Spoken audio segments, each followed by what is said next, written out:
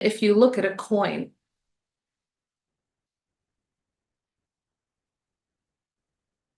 the limits of perception and our experience and what we think is real and true is when we come into terms with death. Because death is something that we can't conceive of. We only witness somebody who has died, but we don't know where they go. We don't know what happens. That's why so many pagan religions and so many religions in general start to question reality and go into the fundamental truth of our existence the moment we start to perceive of death. Even the story of the Buddha and his awakening is that he didn't start to wonder beyond his life, right? His life of luxury and pampering and everything. He's living like a king who had everything he absolutely ever needed or wanted. You know, a prince who had everything, and his father wanted him to stay that way. His father didn't want him to take, you know, the path of the aesthetics. So he was like trying to make sure that he didn't see any sickness or suffering or death, old age, nothing like that. He controlled his environment as much as possible so he couldn't perceive of anything differently, so that he would start to question.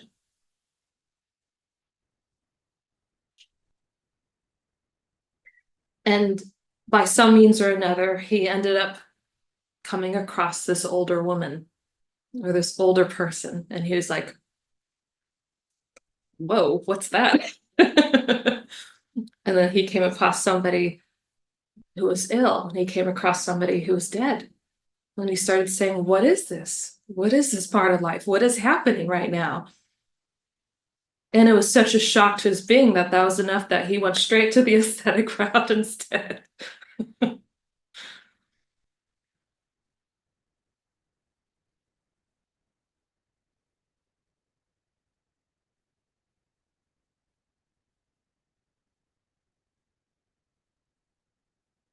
So in death, we start to wonder what else is there that we don't perceive, that we don't see, that we don't understand. And that's where mythology and story comes from, because the mind always wants to create a meaning or a purpose or a definition behind it. So we mythologize, we talk about things in stories and anecdotes and tales, tall tales.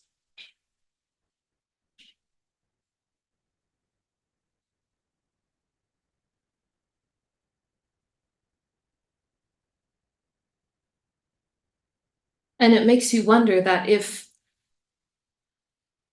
us being alive, so to speak, are so unaware of what's there after death, of death, and the life that exists beyond what we perceive to be living, then what do the dead experience? What of the nature of spirit? What of the nature beyond the physical? What of the nature of this other side of reality? It's that flipping of the coin, right? We see everything from this side of the coin, and the moment you flip it, you lose this perception, and now you're living in this perception. The other one doesn't exist anymore. So as we're living in this wakefulness, we are not aware, we can't perceive of death and what that experience is like. And simultaneously, those who have moved on, unless they are a highly evolved being, you know, with heightened awareness, a higher consciousness, then they also feel the same. They only perceive of this reality and they are no longer aware.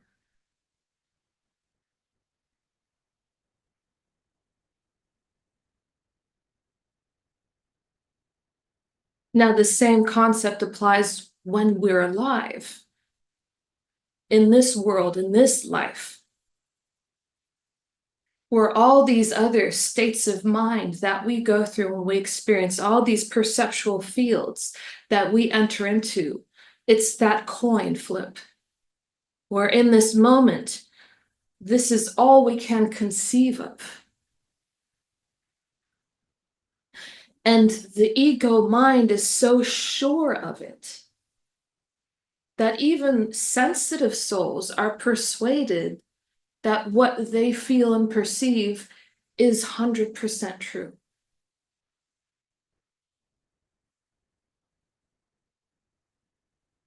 And that's where we need to call everything into question. Because as Vedanta says, whatever you're perceiving, can it ever be true? Can it ever be real?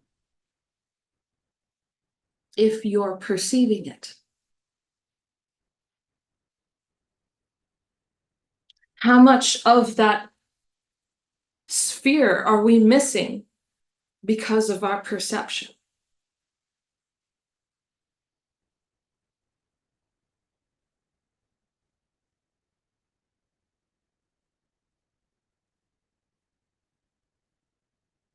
In a deep state of samadhi, if we want to have a true measurement, a true way to assess our lives and other people, we can never do that from a place of our own perception, from our own experience even. You should never assess or gauge another person through your experience. But that's often what we do, and that's fine so long as we have a perception to deal with. You have to work with it somehow. But we have to also take our own ideas, our own convictions, our own beliefs, our own values, our own heart to hearts with a sense of unsurety, no matter how persuaded we feel by it. There's a reason I say I love it when people get confused. I love it when the high spiritual seeker who has become well articulated and well indoctrinated into many spiritual traditions, who have learned so many stories, who have learned so many concepts, get confused suddenly. And they don't know what to think anymore. Because from my understanding, you are one step closer to truth than in that moment where we were so well read and so well educated, even though you felt sure.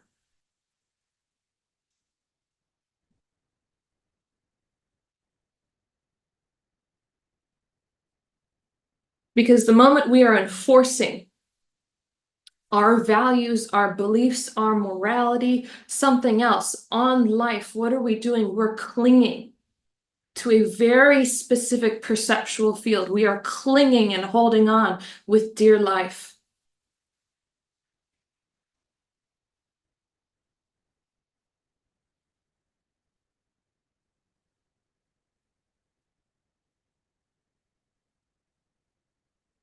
And like the story of the Buddha, it isn't until you surrender, right? He tried all these different paths, all these different avenues. He learned everything you could possibly learn. He tried everything. He tried every ritual, every practice. He meditated, he did yoga, he did everything. And it wasn't until he finally just surrendered himself that he became enlightened.